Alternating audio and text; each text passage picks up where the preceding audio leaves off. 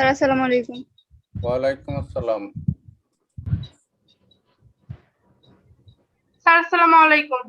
ওয়ালাইকুম আসসালাম। কি ভালো আছেন? এই তো আলহামদুলিল্লাহ ভালো। তোমরা সবাই ভালো? হ্যাঁ স্যার আলহামদুলিল্লাহ ভালো। আচ্ছা, আজকে যেই টপিক গুলো নিয়ে আলোচনা করব সেটা হলো ইলেকট্রন আসক্তি এবং তড়িৎ ঋণাত্মকতা। মৌলগুলোর ইলেকট্রন আসক্তি কি কি বিষয়ের উপর নির্ভর করে, তারপরে তড়িৎ ঋণাত্মকতা কি কি বিষয়ের উপর নির্ভর করে সেগুলো নিয়ে আলোচনা করব। ইলেকট্রন আসক্তি সম্পর্কে আগেও আমি অলরেডি পড়িয়েছি তোমাদের। ইলেকট্রন আসক্তি কি, ইলেকট্রন আসক্তির মান কোন কোন ম্যাক্সিমাম মৌলের হলো নেগেটিভ, যেগুলোর তড়িৎ ঋণাত্মক বেশি বা যার ইলেকট্রন আসক্তি বেশি তার হলো ইলেকট্রন আসক্তির মানটা হলো ঋণাত্মক। তোমরা এখানে এই চার্টটা দেখতে পাচ্ছ। আবার কারো কারো পজিটিভ মানে জিরো থেকে বড়, কারো কারো অর্থাৎ ইলেকট্রন এইসব পরমাণুতে ইলেকট্রন ঢুকানো খুবই মানে একটু অসুবিধা হয়, বরং শক্তি প্রয়োগ করতে হয়। এই কারণে কি গ্রেটার দেন জিরো অর্থাৎ পজিটিভ, যেমন বেরিলিয়ামের ইলেকট্রন আসক্তি পজিটিভ, নিয়নের ইলেকট্রন আসক্তি, নিষ্ক্রিয় মৌলগুলোর ইলেকট্রন আসক্তি পজিটিভ। পজিটিভ মানে কি এরা ইলেকট্রন গ্রহণ করতে চায় না। আর যদিও আমি বাইরের সেলে এদের ইলেকট্রন আনতে চাই, তাহলে আমাকে কি করতে হবে? শক্তি দিতে হবে। বুঝতে পেরেছ? কিন্তু আমরা এই যেমন নাইট্রোজেনের ইলেকট্রন আসক্তি পজিটিভ, এর মানে কি নাইট্রোজেন অত্যন্ত সুস্থিত। যেসব মৌলগুলোর ইলেকট্রন আসক্তি পজিটিভ এরা কি সুস্থিত। হ্যাঁ, তোমরা কি শুনতে পাচ্ছ? হ্যালো, আচ্ছা, এখানে তোমরা এই চার্টটা দেখতে পাচ্ছ? হ্যাঁ স্যার দেখা যায়। আচ্ছা, চার্টটায় দেখো নাইট্রোজেনের ইলেকট্রন আসক্তি গ্রেটার দেন জিরো, এর মানে কি? শূন্য থেকে বড়। হ্যাঁ, শূন্য থেকে বড় পজিটিভ। নাইট্রোজেন অত্যন্ত সুস্থিত। কেন সুস্থিত বলো দেখি? তার বাইরে ছেলে তো অর্ধপূর্ণ অবস্থায় আছে ইলেকট্রন গুলো, ওই যে পি অরবিটালে। এই কারণে বাইরের থেকে ইলেকট্রন নিলে কি হয়, তার অর্ধপূর্ণতা বিনষ্ট হয়ে যায় না? জি স্যার। এই কারণে এটা বিক্রিয়ায় অংশগ্রহণ করতে চায় না। এই কারণে নাইট্রোজেন হলো সুস্থিত। আচ্ছা, নাইট্রোজেন যে সুস্থিত আমরা বাস্তবে কি উদাহরণ দিতে পারি বলো দেখি? যেমন বাতাসে কত পার্সেন্ট নাইট্রোজেন আছে? বায়ুমণ্ডলে নাইট্রোজেন হলো কত? 78%, তাই না? হ্যাঁ স্যার। নাইট্রোজেন কি অন্য কারোর সাথে বিক্রিয়া করে? বাতাসের নাইট্রোজেন কারোর সাথে বিক্রিয়া করে না। বাতাসে অক্সিজেনও আছে, কার্বন ডাইঅক্সাইড আছে, তারপরে জলীয় বাষ্প আছে, এগুলোর সাথে নাইট্রোজেন বিক্রিয়া করে না। আর নাইট্রোজেন যদি বিক্রিয়া করতো, পৃথিবীতে কোনো প্রাণের উৎস থাকতো না। তাহলে শ্বাস নিতে পারতাম আমরা? অক্সিজেন নিতে পারতাম না স্যার। আমরা যখন বাতাস নেই ফুসফুসের ভিতরে, এর মানে আমরা 78% নাইট্রোজেন নেই আর 21% অক্সিজেন নেই, তাই না? এখন অক্সিজেনটা আমাদের রক্তে শোষিত হয়, কিন্তু নাইট্রোজেন কি শোষিত হয়? না স্যার, হয় না, কারণ নাইট্রোজেন একেবারেই ইনঅ্যাক্টিভ, ওইটা আবার বেরিয়ে আসে। তাইলে এই নাইট্রোজেনের নিষ্ক্রিয়তা আমাদের বাঁচিয়ে রাখছে। নাইট্রোজেন যদি সক্রিয় হতো তাইলে অবস্থা খারাপ হয়ে যেত। কিন্তু নাইট্রোজেন সক্রিয় কখন হয় এটা কি জানো?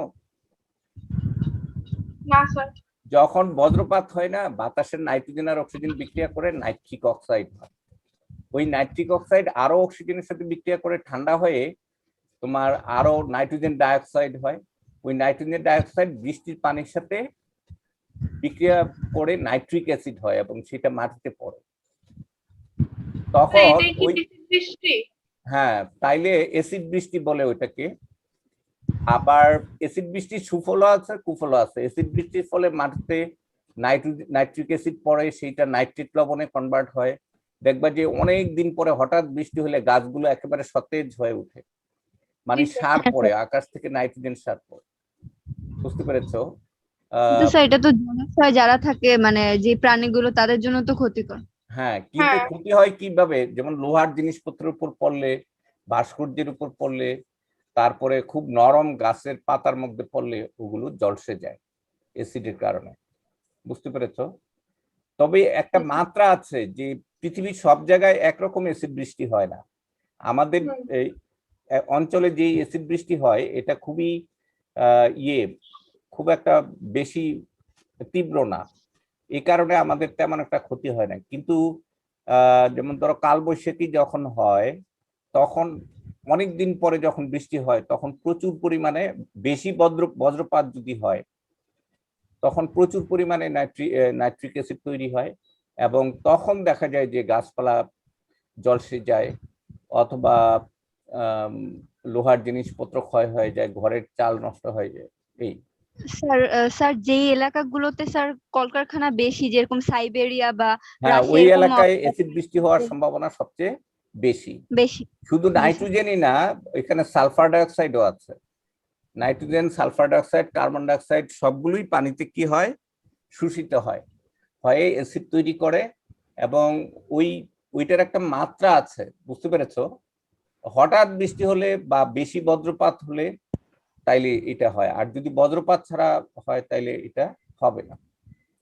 আচ্ছা, ইলেকট্রন আসক্তি সম্পর্কে আমি এই সংজ্ঞাটা একটু লিখে রাখছি, একটু পরে শোনাতো আমাকে এটা, এই সবুজ অংশটা।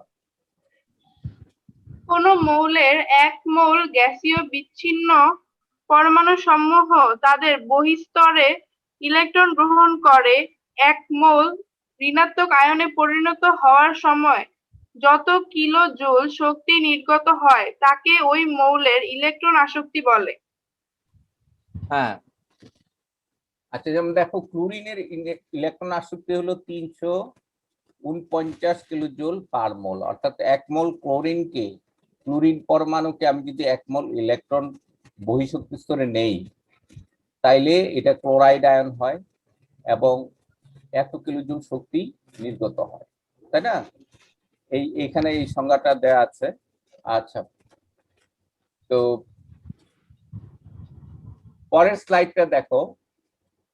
ইলেকট্রন আসক্তি কি কি বিষয়ের উপর নির্ভর করে? একটা হলো নিউক্লিয়ার চার্জ, অর্থাৎ নিউক্লিয়াসে যদি প্রোটনের সংখ্যা বেড়ে যায় তাইলে কি হয়, বহিঃশক্তি স্তরের প্রতি ইলেকট্রনের আকর্ষণ বেশি হয় না? চার্জ যদি বেশি হয়, নিউক্লিয়াসের পজিটিভ চার্জটা যদি বেশি হয় তাহলে কি হবে,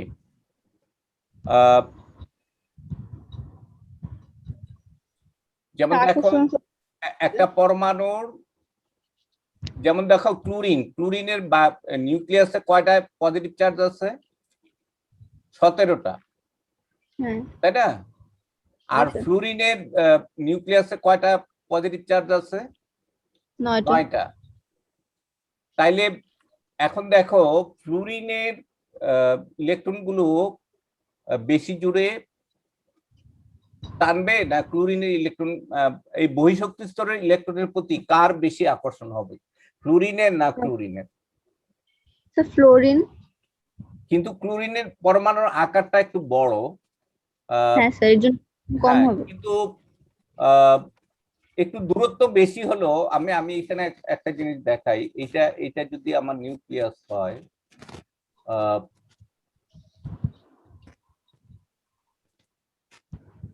কিন্তু স্যার এক্ষেত্রে ক্লোরিনের আকর্ষণ শক্তি বেশি থাকবে না। সাধারণত পরমাণুর আকার যদি ছোট হয় তাহলে কি হয়, ইলেকট্রন আসক্তি বেড়ে যায়।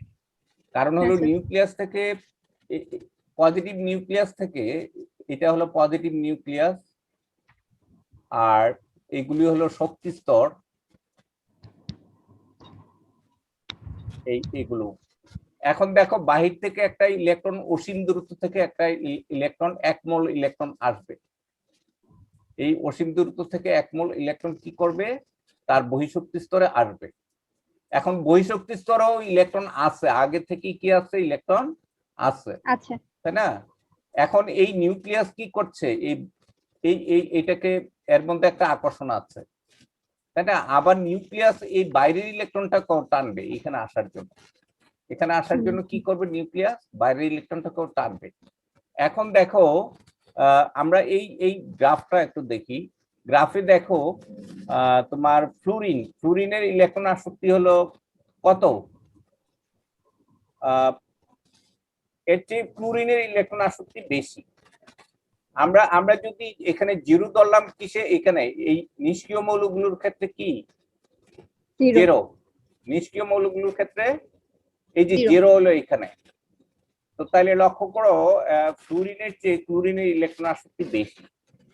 এর কারণ হলো ফ্লুরিন পরমাণু অনেক ছোট হওয়ায় এর মধ্যে ইলেকট্রনের ঘনত্ব অনেক বেশি। বুঝতে পেরেছো? হ্যাঁ স্যার। এই ঘনত্ব বেশি হওয়াতে বাইরের যে ইলেকট্রনটা যখন ফ্লুরিন পরমাণুর বহিঃশক্তি স্তরে আসে তখন কি হয়, বিকর্ষণ হয়, ইলেকট্রন ইলেকট্রন বিকর্ষণ বেশি হয় ক্লোরিনের চেয়ে। বুঝতে পেরেছো? আবার দেখো ফ্লুরিন পরমাণুর আকারের চেয়ে ক্লোরিন পরমাণুর আকার বড়, তাহলে এই হিসাবে ইলেকট্রনের দূরত্বটা কি ফ্লুরিনে বেশি দূরে আছে আর এটার কাছে আছে, তাই না? এটার কাছে আছে, কিন্তু এখানে 7টা ইলেকট্রন আছে, এখানে 7টা ইলেকট্রন আছে, আবার এইখানেও 7টা ইলেকট্রন আছে, তাই না? 7 ইলেকট্রন আছে এখানে। তাইলে এখন দেখো খুব ছোট আকারের মধ্যে 7টা ইলেকট্রন আছে, অর্থাৎ এখানে ইলেকট্রনের ঘনত্ব অনেক বেশি না ফ্লুরিনে, আর এখানে ইলেকট্রনের ঘনত্ব কম।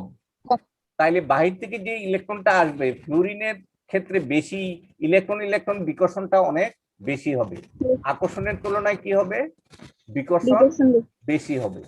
তার কারণ হলো ইলেকট্রনের ঘনত্ব ফ্লুরিনের মধ্যে বেশি, আর ক্লোরিনের মধ্যে ইলেকট্রনের ঘনত্ব কম হওয়াতে ইলেকট্রন বিকর্ষণ কম হবে, যার ফলে ক্লোরিনে সহজে ঢুকবে। আর ইলেকট্রন বাহির থেকে ঢুকলেই কি হয়, শক্তি বেরিয়ে যায়। তাইলে আমরা দেখবো যে ক্লোরিন হিসাবে আমরা বাঁ থেকে ডানে গেলে কি হয়, ইলেকট্রন আসক্তি বাড়ে না কমে একটা পর্যায়ে? যেমন দেখো এই যে বেরিলিয়াম, আমরা হিলিয়াম থেকে লিথিয়ামে গেলে ইলেকট্রন আসক্তি কমে যায়, তারপরে আবার বেরিলিয়ামে গেলে বেড়ে যায়। দেখছো, বেরিলিয়াম থেকে বোরনের ইলেকট্রন আসক্তি কমে যায়, এভাবে আপ ডাউন করে। এখন এইটা কেন হয়? এটার কারণ হলো যে বেরিলিয়ামে ইলেকট্রন দুইটা কি অবস্থায় আছে, জোড়বদ্ধ অবস্থায় আছে না? জি স্যার, 2 জোড়বদ্ধ অবস্থায় আছে। এখন বাহির থেকে একটা ইলেকট্রন আসলে তার বহিঃশক্তি স্তরে বিজোড় ইলেকট্রন হয়ে যায়, তো সে চায় না তার এই সুস্থিতিটা নষ্ট করতে। বুঝতে পেরেছো?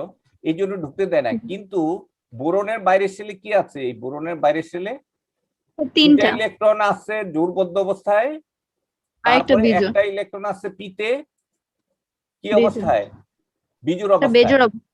তো তাইলে এখন এই যে পি অরবিটালে যে 3টার মধ্যে মাত্র একটাতে ইলেকট্রন আছে, 3টার থেকে মাত্র একটাতে ইলেকট্রন আছে, তাই না? অর্থাৎ টুয়াইস পিতে একটা ইলেকট্রন আছে মাত্র, তাইলে এইগুলিতে ইলেকট্রন নিবে না 2টা। তাহলে এই কারণে বোরনের ইলেকট্রন আসক্তি কি হয়ে যায়, কমে যায়। কার্বনের ইলেকট্রন আসক্তি আরো কমে যায়, তার কারণ হলো কার্বনের এইখানে 2টো ইলেকট্রন আছে বাইরের সেলে, আর একটা ঘর ফাঁকা আছে। তাহলে ওই ইলেকট্রনটা নিলে কি হয়, সে অর্ধপূর্ণ হয়। তাইলে এই কারণে বোরনের চেয়ে কার্বনের ইলেকট্রন আসক্তি কমে যায়। আবার নাইট্রোজেনের বেড়ে যায়। কেন বেড়ে যায় বলো দেখি? নাইট্রোজেনের বাইরের সেলে 3টা পি অরবিটাল গুলো অর্ধপূর্ণ অবস্থায় আছে। এখন বাহির থেকে যদি একটা ইলেকট্রন আমি এর মধ্যে নেই, তাইলে এটা কি হয়ে যায়, এটা অসাম্য হয়ে যায়, সুষমতা হারায়।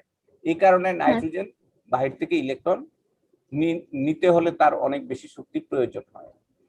তারপরে দেখো অক্সিজেনের নাইট্রোজেনের চেয়ে ইলেকট্রন আসক্তি কম, ইলেকট্রন আসক্তি বেশি, সরি মাইনাস হলে তো বেশি, তাই না? তাইলে এখন বেশি কেন? কারণ অক্সিজেনের বাইরের সেলে এইখানে এক জোড়া ইলেকট্রন আছে আর 2টা বিজোড় ইলেকট্রন আছে। এখন বাহির থেকে ইলেকট্রন নিলে কি হয়, তার জোড়বদ্ধ হয়। তো তাইলে আমরা দেখলাম যে নিউক্লিয়ার চার্জ, তারপরে হলো পরমাণুর আকার। আমরা স্বাভাবিকভাবে পরমাণুর আকার বৃদ্ধি পেলে কি হয়, ইলেকট্রন আসক্তি কমে যায়। পরমাণুর আকার বৃদ্ধি পেলে ইলেকট্রন আসক্তি কমে যায়, আর হ্রাস পেলে ইলেকট্রন আসক্তি বেড়ে যায়। তাইলে পর্যায় সারণীর বাঁ থেকে ডানে গেলে কি হয়, ইলেকট্রন আসক্তি বাড়ে। এর কারণ হলো এভারেজলি পরমাণুর আকার বা থেকে ডানে গেলে কি হয়, কমতে থাকে।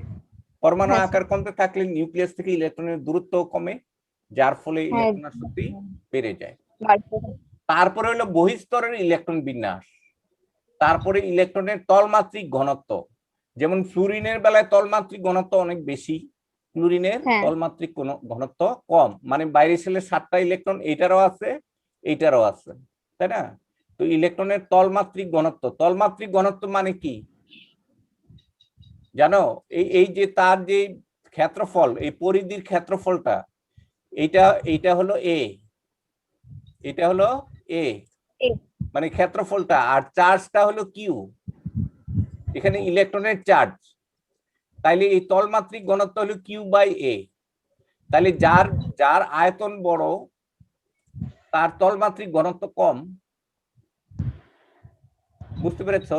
তাইলে হ্যাঁ স্যার, ক্লোরিনের আকার বড় আর ফ্লুরিনের আকার ছোট, এবং ছোট। এই কারণে ফ্লুরিনের মধ্যে ইলেকট্রনের ঘনত্ব অনেক বেশি বাইরের সেলে।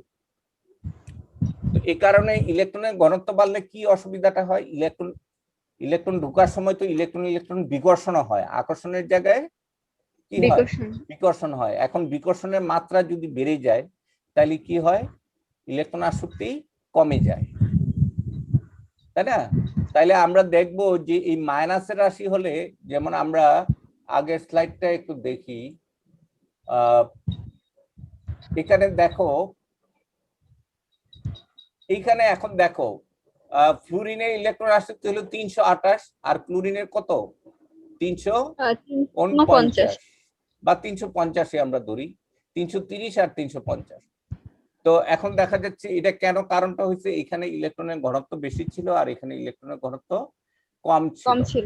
এই কারণে বাহির থেকে ইলেকট্রন নেওয়ার সময় ইলেকট্রন বিকর্ষণ এখানে বেশি হয় আর এখানে ইলেকট্রন বিকর্ষণ কম হয়। তারপরে যেমন দেখো এইখানে ব্রোমিনের আকার তো বড় ক্লোরিনের চেয়ে, এখানে আবার ঠিকই কমে গেছে, এখানে আরো কমে গেছে, তাই না? মানে সেটি পর্যায়বৃত্ত ধর্ম, মানে উপর থেকে নিচে গেলে কমবে আর বাম থেকে ডানে গেলে এটা বাড়বে। বাড়বে। এর মধ্যে ব্যতিক্রম আছে, এর মধ্যে দেখো এই যে নাইট্রোজেনের বেলায় ব্যতিক্রম, আর কার বেলায় ব্যতিক্রম, কার্বনের বেলায় ব্যতিক্রম।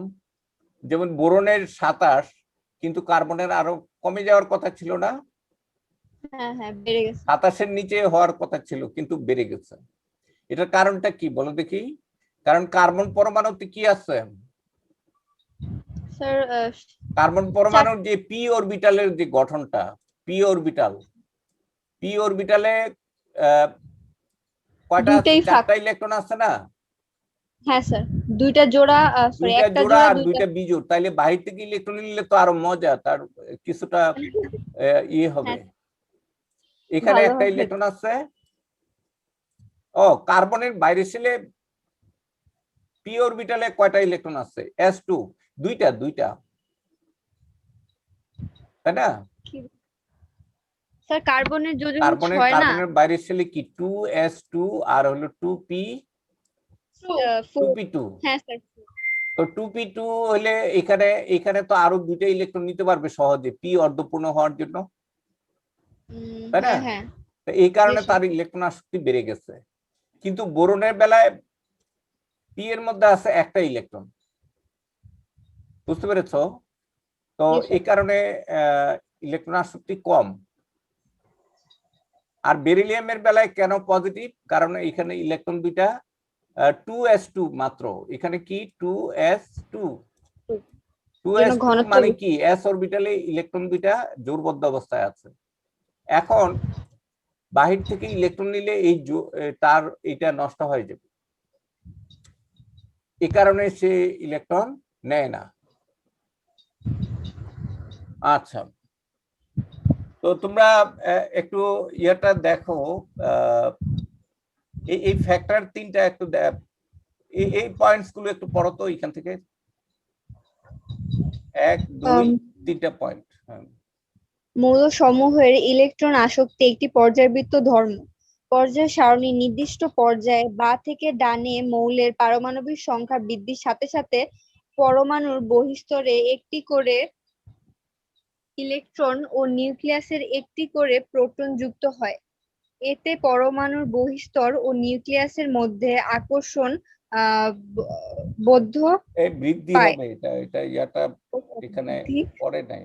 হ্যাঁ, বৃদ্ধি পায়। এবং পরমাণুর আকার হ্রাস পায়। তাই নির্দিষ্ট পর্যায়ে বাঁ থেকে ডানে মৌলের ইলেকট্রন আসক্তি বৃদ্ধি পায়। নির্দিষ্ট গ্রুপে উপর থেকে নিচে মৌলের পারমাণবিক সংখ্যা বৃদ্ধির ফলে প্রত্যেকটি মৌল একটি করে নতুন শক্তিস্তর যুক্ত হয়।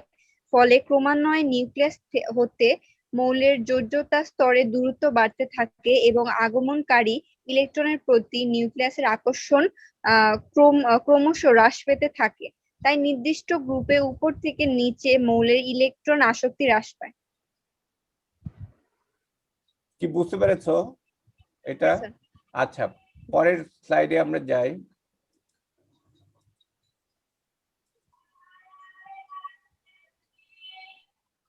এখানে দেখো গ্রুপ 17 যে মৌলগুলো আছে তাদের ব্যাপারটা এখানে দিয়েছে। এই যে দেখো কিছু ব্যতিক্রম দেখা যায়, যেমন হ্যালোজেন গুলোর মধ্যে আমরা দেখবো ফ্লুরিনের ইলেকট্রন আসক্তি ক্লোরিনের চেয়ে।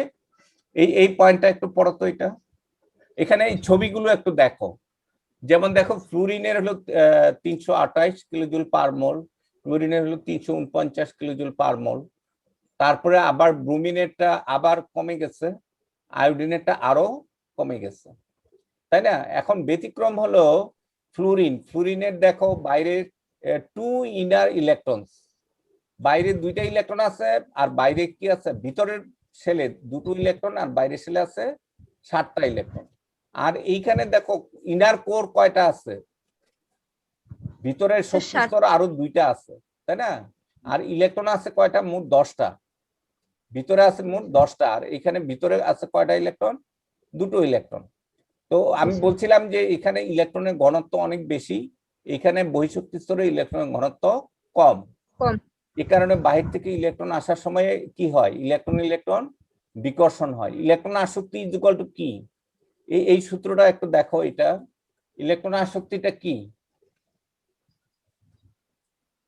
আমরা যদি গাণিতিক ভাবে ইয়ে করতে চাই, ইলেকট্রন আসক্তির ফর্মুলা হলো এটা।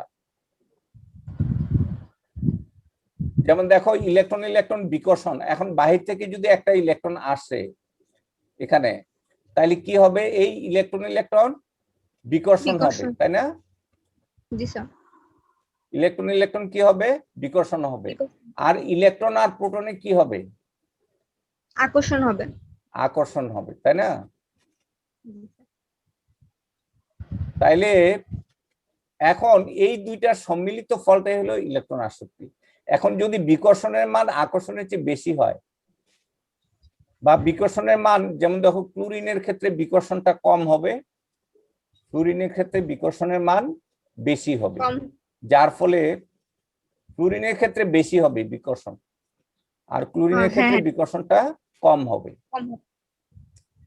আর ইলেকট্রন প্রোটন আকর্ষণের মানটা ক্লোরিনে যা, ফ্লুরিনও তাই, শুধু এইটার পার্থক্যের কারণে এই জিনিসটা হয়, এইটার পার্থক্যের কারণে। কি বুঝতে পেরেছো এটা? হ্যাঁ স্যার। আচ্ছা, এখানে দেখো এই পয়েন্টটা একটু পরে শোনো, এটা পরীক্ষায় আসে যে ফ্লুরিনের ইলেকট্রন আসক্তি ক্লোরিনের চেয়ে কম কেন। এই পয়েন্ট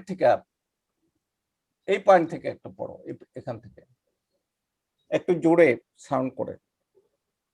ফ্লোরিন পরমাণুর আকার, স্যার এটা কি আর ইকুয়াল টু 50 পিকোমিটার। হ্যাঁ, পিকোমিটার। পিকোমিটার। ক্লোরিনের 100 পিকোমিটার অপেক্ষা ছোট। তাহলে আকার কার বড়? ক্লোরিনের আকার বড়। হ্যাঁ, তারপর ফ্লোরিন পরমাণুর দ্বিতীয় কক্ষপথে এবং ফ্লোরিন পরমাণুর তৃতীয় কক্ষপথে সমান সংখ্যক 7টি ইলেকট্রন রয়েছে। ফ্লোরিন পরমাণুর দ্বিতীয় শক্তি স্তরের অপেক্ষাকৃত ছোট গোলীয় তলে 7টি ইলেকট্রন অবস্থান করায় ইলেকট্রনের তলমাত্রিক ঘনত্ব, চার্জ বা তলের ক্ষেত্রফল ক্লোরিন অপেক্ষায় অনেক বেশি হয়। তাই ফ্লোরিন পরমাণুর বহিঃস্তরে উচ্চ ঘনত্বের ইলেকট্রন সমূহ আগমনকারী ইলেকট্রনকে ক্লোরিন অপেক্ষায় অধিক হারে বিকর্ষণ করে। তাই ফ্লোরিনের ইলেকট্রন আসক্তি ক্লোরিন অপেক্ষা হ্রাস পায়। অপরদিকে ক্লোরিনের বহিঃস্তর তৃতীয় শক্তিস্তর বড় আকারের হওয়ায় এবং তৃতীয় শক্তিস্তরে 7টি ইলেকট্রন থাকায় তুলনামূলকভাবে ক্লোরিন বহিঃস্তরে ইলেকট্রন ঘনত্ব ক্লোরিন অপেক্ষায় কম হয়।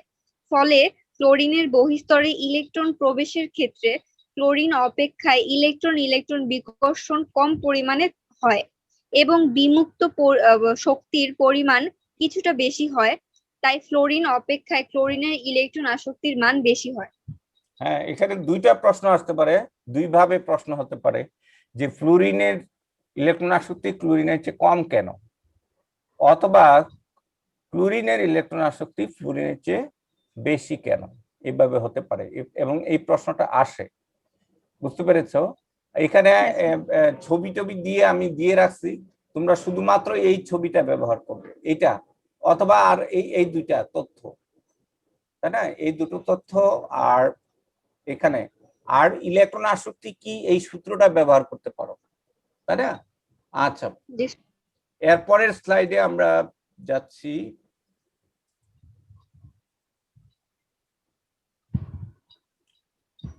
মোটামুটি ওখানে ইলেকট্রন আসক্তি শেষ আমাদের। এরপরে হলো তড়িৎ ঋণাত্মকতা। তড়িৎ ঋণাত্মকতাটা কি? সেটা হলো যে এই যে সমযোজী বন্ধন, তড়িৎ ঋণাত্মকতা কোন ক্ষেত্রে প্রযোজ্য? সমযোজী বন্ধনের ক্ষেত্রে। আমরা এতক্ষণ দেখলাম পরমাণুর ক্ষেত্রে, আর এই তড়িৎ ঋণাত্মকতাটা হলো কার ক্ষেত্রে প্রযোজ্য? বন্ধনের ক্ষেত্রে।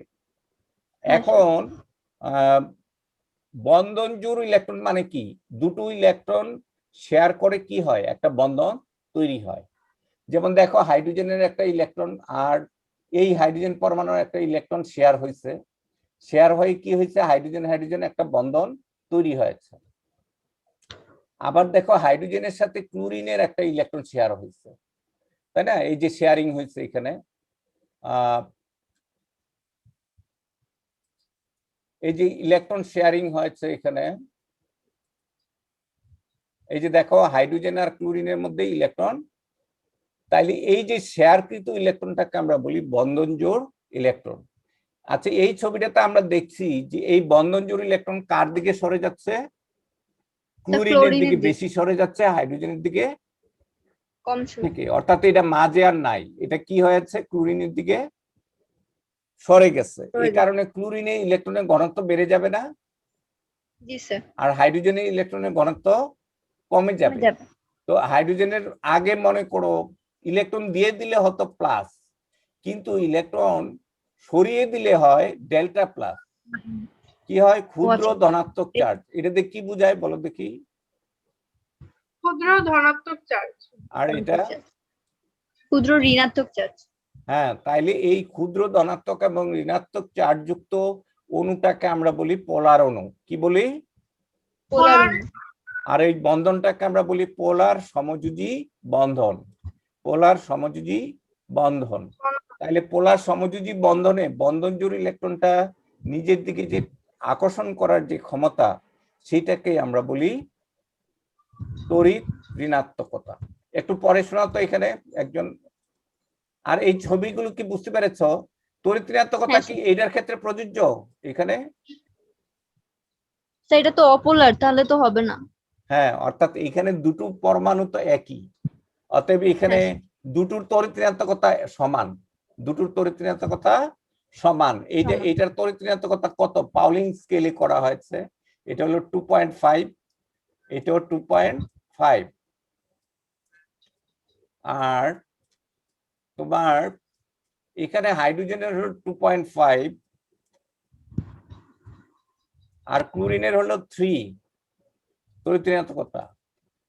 এইটা বিজ্ঞানী পাউলি এটা সবচেয়ে বেশি যেটা ধরে নিয়েছে, সবচেয়ে বেশি কার? ফ্লোরিনের, সেটা হলো 4। সবচেয়ে বেশি তড়িৎ ঋণাত্মকতা কার? ফ্লোরিনের। তাইলে ওইটাকে আমরা 4 ধরছি। এখন এর তুলনায় অন্যের তড়িৎ টানার ক্ষমতা কি, ওইটা ওই হিসাবে ধরো 3.3। ক্লোরিনের। বুঝতে পেরেছ? সবচেয়ে বেশি যার তড়িৎ ঋণাত্মকতা তার এটাকে কি একক ধরা হয়েছে, একক না ঠিক ওইটার তুলনায় বাকিগুলো কার কত। বুঝতে পেরেছ? তাইলে ফ্লুরিনের তুলনায় অক্সিজেন টানার ক্ষমতা আর ইলেকট্রন টানার ক্ষমতা হাইড্রোজেনের হলো 2.5, 2.5 গুণ। ক্লোরিনের হলো 3 গুণ। ফ্লুরিনের কত? 4 গুণ। এই 4 গুণকে আমরা একক ধরছি। এটাকে বলা হয় পাউলিং স্কেল। ফ্লুরিনের তড়িৎ ঋণাত্মকতা হলো কত? 4। পয়েন্টস 4টা পরে দেখো। দুটি একই বা ভিন্ন মৌলের পরমাণুর প্রত্যেকে একটি করে ইলেকট্রন শেয়ারের মাধ্যমে নিজেদের মধ্যে সমযোজী বন্ধনে আবদ্ধ হয়। সমযোজী বন্ধনে আবদ্ধ পরমাণু দ্বয়ের শেয়ারকৃত ইলেকট্রন দুটিকে বন্ধন জোড় ইলেকট্রন বলে। তড়িৎ ঋণাত্মকতার সংজ্ঞা: কোন সমযোজী বন্ধনে শেয়ারকৃত ইলেকট্রন জোড়কে বন্ধনে অংশগ্রহণকারী পরমাণু কর্তৃক নিজের দিকে সরানো বা আকর্ষণের ক্ষমতাকে তড়িৎ ঋণাত্মকতা বলে। কোন মৌলের তড়িৎ ঋণাত্মকতা এর ইলেকট্রন আসক্তি, পরমাণুর আকার ও বহিঃস্তরে ইলেকট্রন বিন্যাসের উপর নির্ভর করে। সাধারণত মৌলের ইলেকট্রন আসক্তি বেশি হলে তড়িৎ ঋণাত্মকতাও বেশি হয়। কোন সমযোজী বন্ধনে শেয়ারকৃত ইলেকট্রন জোড়কে বন্ধনে অংশগ্রহণকারী পরমাণু কর্তৃক নিজের দিকে সরানো বা আকর্ষণের ক্ষমতাকে তড়িৎ ঋণাত্মকতা বলে। আচ্ছা, শেয়ার এক মিনিট, একটু শেয়ারকৃত ইলেকট্রন জোড় কি এটা বুঝতে পেরেছো? এই যে এখানে, তাই না? যেমন ধরো এই যে জোড়াটা, এই জোড়া ইলেকট্রনটা হলো শেয়ারকৃত ইলেকট্রন জোড়। তারপরে যেমন দেখো HCl এর মধ্যে হাইড্রোজেনের একটা ইলেকট্রন আর ক্লোরিনের একটা ইলেকট্রন মিলে যেই ইলেকট্রনটা, এটা হলো বন্ধন জোড় ইলেকট্রন বা শেয়ারকৃত ইলেকট্রন জোড়। এইটা দিয়ে কি হয়? একটা বন্ধন তৈরি হয়, যেমন H-Cl, তাই না? আবার যেমন দেখো এখানে ক্লোরিনের বাইরের শেলের একটা ইলেকট্রন আর আরেকটা ক্লোরিন পরমাণুর বাইরের শেলের একটা ইলেকট্রন শেয়ারের ফলে কি হয়? Cl-Cl বন্ধন হয়। এবং এই Cl-Cl সমযোজী বন্ধনের বন্ধন জোড়া ইলেকট্রন কোনো দিকে সরবে না, মাঝখানে থাকবে। এটা হলো পিওরলি সমযোজী যৌগ, তাই না? এখানে তড়িৎ ঋণাত্মকতার পার্থক্য কি? 0, তাই না? যদি পার্থক্যটা তোমার 0 থেকে 0.4 পর্যন্ত হয় তাইলে কি হয়? এটা সমযোজী হয়। যদি এর বেশি হয় তাইলে সেটা কি হয়ে যায়? পোলার হয়ে যায়। আবার যদি 1.9 এর বেশি হয় তখন সেটা আয়নিক হয়ে যায়। আমরা সেটা পরে গিয়ে পড়বো। তাইলে সংজ্ঞাটা আমরা পড়লাম, এরপর পয়েন্টটা একটু পরে তো এই দুইটা পয়েন্ট। কোন মৌলের তড়িৎ ঋণাত্মকতা এর ইলেকট্রন আসক্তি, পরমাণুর আকার ও বহিঃস্তরের ইলেকট্রন বিন্যাসের উপর নির্ভর করে। সাধারণত মৌলের ইলেকট্রন আসক্তি বেশি হলে তড়িৎ ঋণাত্মকতাও বেশি হয়।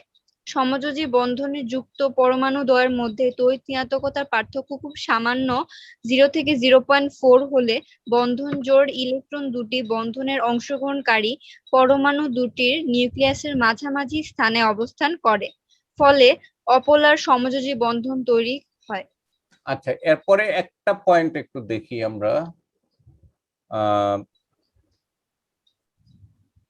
এই পয়েন্টটা একটু পড়ে দেখো। হ্যালো। সমযোজী যুক্ত পরমাণুদের মধ্যে তড়িৎ ঋণাত্মকতার পার্থক্য 0.4 থেকে 1.9 হলে বন্ধন জোড় ইলেকট্রন দ্বয় মাঝামাঝি স্থান থেকে অধিক তড়িৎ ঋণাত্মক পরমাণুর দিকে কিছুটা সরে আসে। ফলে অধিক তড়িৎ ঋণাত্মক পরমাণুটি সামান্য পরিমাণে ইলেকট্রনের ঘনত্ব বৃদ্ধি পায় এবং ক্ষুদ্র ঋণাত্মক ডেল্টা মাইনাস চার্জের সৃষ্টি হয়। একই সময় কম তড়িৎ ঋণাত্মক পরমাণুটিতে সামান্য পরিমাণে ইলেকট্রনের ঘনত্ব হ্রাস পায় এবং ক্ষুদ্র ঋণাত্মক ডেল্টা প্লাস চার্জের সৃষ্টি হয়। এতে পরমাণু দ্বয়ের মধ্যে পোলার ক্ষুদ্র ধনাত্মক ও ঋণাত্মক চার্জযুক্ত সমযোজী বন্ধন তৈরি হয়। হ্যাঁ, এখানে আমি দেখিয়েছি, যেমন দেখো হাইড্রোজেন তার তড়িৎ ঋণাত্মকতা হলো 2.1 আর ক্লোরিনের হলো 3। আচ্ছা, এখানে দেখো তাহলে বন্ধন জোড়া ইলেকট্রনটা কি হবে? ক্লোরিনের দিকে কিছুটা সরে আসবে। এবং যার ফলে হ্যাঁ, স্যার। এখানে তড়িৎ ঋণাত্মকতার পার্থক্য কত? এই 3 আর 2.1 হলো 0.9, তাহলে এটা পোলার কি সমযোজী। পোলার অণু হবে, এটা হবে কি একটা পোলার অণু। এই যে পোলার। দেখো এখানে ছবি দিয়ে দেখিয়েছি, হাইড্রোজেন আর ক্লোরিন পরমাণু কি করছে, ইলেকট্রন শেয়ার করছে ওভারল্যাপিং এর মাধ্যমে। তারপরে দেখা যাচ্ছে ইলেকট্রনের ঘনত্ব ক্লোরিনের দিকে বেড়ে যাচ্ছে, হাইড্রোজেনের দিকে কমে যাচ্ছে। এই যে দেখো এই জোড়াটা কি এই বন্ধনের মাঝখানে আছে? মাঝখানে নাই, কিছুটা ক্লোরিনের দিকে আছে। না, কিন্তু সরে আসছে। তো এই কারণে এইটা ক্ষুদ্র ঋণাত্মক চার্জ আর এটা ক্ষুদ্র ধনাত্মক চার্জ লাভ করেছে। এখানে দেখো এখানে একটা চার্ট আছে তড়িৎ ঋণাত্মকতার পার্থক্য এবং বন্ধনের প্রকৃতি। তাইলে পার্থক্যটা যদি 0 থেকে 0.4 হয় তাইলে অপোলার সমযোজী, আর যদি 0.4 থেকে 2 পর্যন্ত হয় তাহলে পোলার সমযোজী, আর 2 থেকে 3.3 পর্যন্ত হলে আয়নিক। তারপরে যেমন দেখো বন্ধন ইলেকট্রনটা কি হয়, এই 0 থেকে 0.4 পর্যন্ত হলে সমভাবে শেয়ার হয়, এটা অসমভাবে শেয়ার হয়, এইটা ইলেকট্রনের স্থানান্তর ঘটে। আয়নিক বন্ধনে কি হয়, ইলেকট্রনের স্থানান্তর হলে পজিটিভ আর নেগেটিভ হয়ে যায়। আবার এইটা পোলার সমযোজী হয়, আর এইটা হলো পিওরলি সমযোজী। তো থ্যাংক ইউ, তোমাদের অনেক ধন্যবাদ ক্লাস করার জন্য। আর অন্যদের একটু বলবে, হ্যাঁ আজকে রেখে দিচ্ছি। Thank you. হ্যাঁ, আসসালামু আলাইকুম। হ্যালো, জি স্যার। স্যার আসসালামু আলাইকুম। আসসালামু আলাইকুম। ওয়ালাইকুম আসসালাম।